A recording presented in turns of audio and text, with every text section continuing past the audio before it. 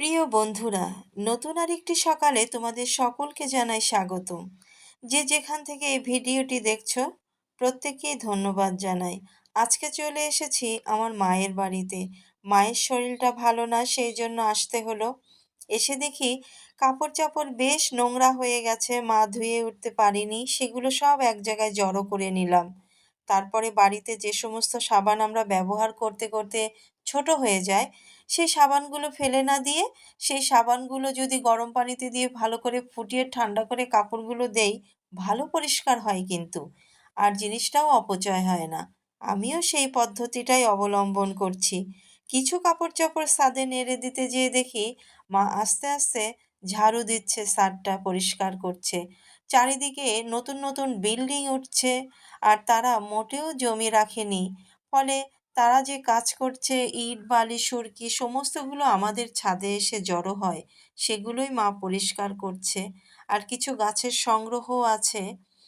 সেই গাছগুলো আর তার কিছু হাঁস মুরগি এগুলো নিয়েই সারাদিন দিন কেটে যায়। বয়সের সাথে সাথে সব কিছুতেই হার মানতে হয়।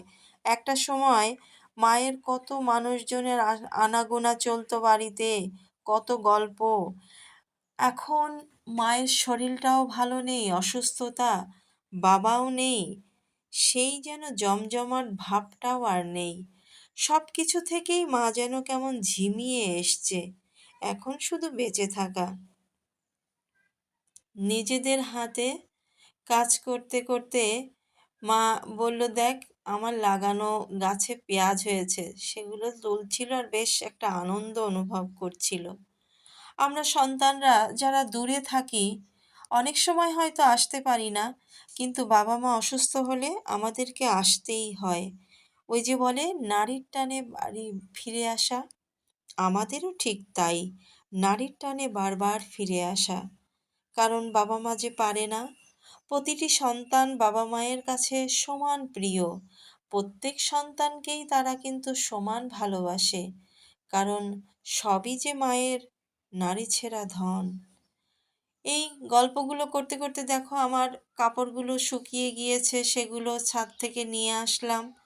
আর কিছুক্ষণ পরে ইফতারির টাইম হওয়ায় ইফতারিগুলো গুছিয়ে নিয়েছি। আর ঘুমাইনি কিন্তু আমি সেহরির পরে। পরের দিন আমাকে যেতে হবে শিক্ষা প্রতিষ্ঠানে ২১শে ফেব্রুয়ারি পালন করার জন্য। তাই আর ঘুমালাম না, উঠেই বেরিয়ে পড়লাম।